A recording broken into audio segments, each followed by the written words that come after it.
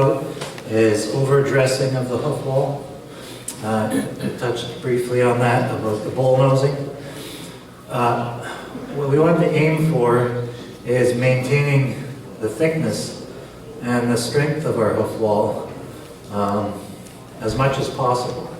So if we are constantly dressing the hoof from the top, I'll see this in some feet where the farrier has used the rough side of the rasp all the way up to the cornet band, and they'll do that at every single shoeing.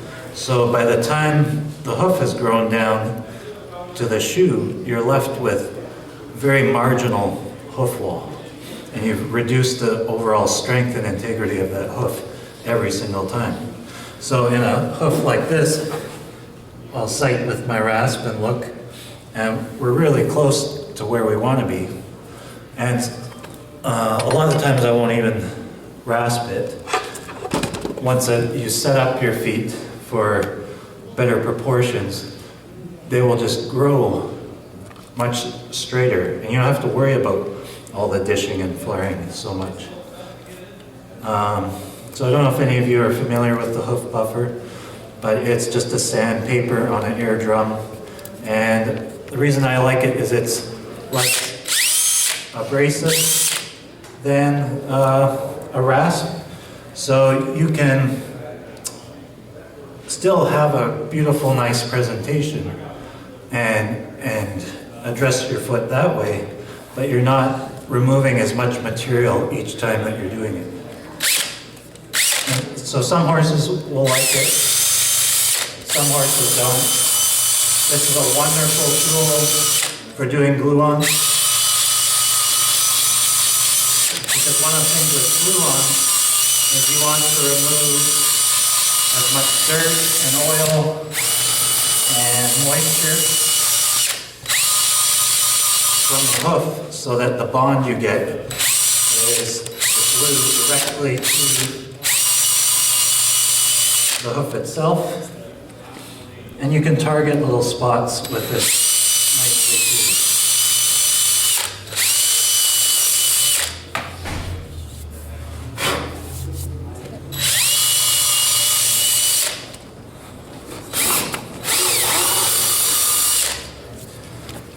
The buffer is kind of like hot fitting. Some horses, they'll be young and just hot fitting for the first time, they don't care. Other horses, as soon as they hear the sound, they'll lose their shit. So you gotta experiment with each horse.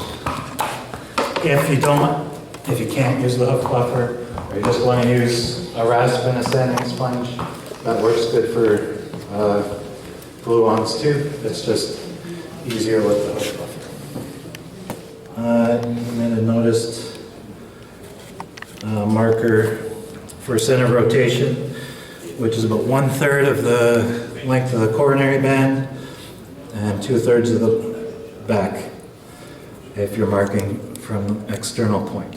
But I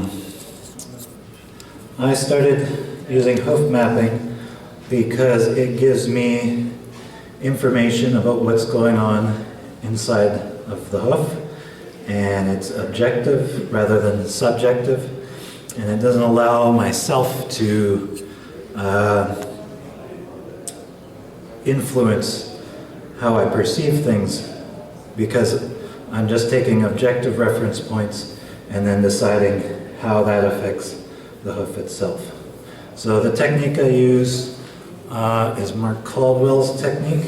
The only real reason I chose that one is just its ease of use and straightforwardness. Some of the other ones are a little more convoluted, so I like this one. So to start with, you just need a straight edge. You want to find your heel origin, where your heel is starting from, and use your straight line, and you try to keep it parallel to your central sulcus, to your frog, and you're looking straight up until you reach the inside border of your white line junction, and you want to draw a line straight up to there.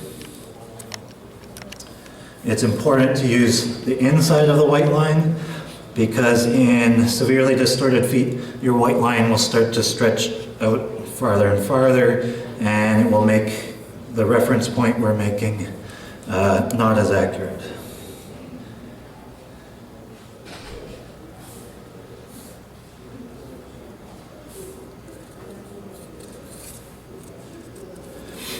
And then we're drawing a perpendicular line from point to point.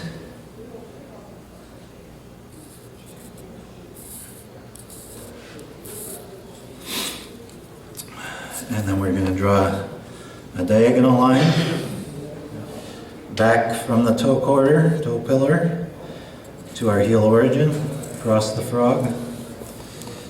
Same thing here.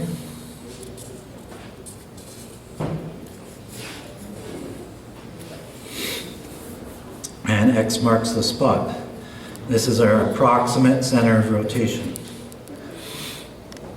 And this is close to the distal tip of P3, this point.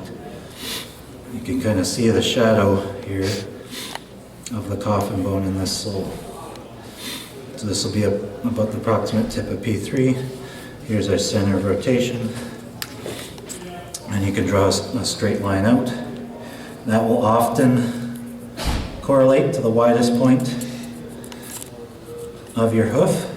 But again, that can be, the widest point can change in the hoof as it becomes distorted. It can either be farther back if your quarters are bulging, or it can migrate up to the toe and you can have very wide toe quarters. So just using the widest point is a movable reference point.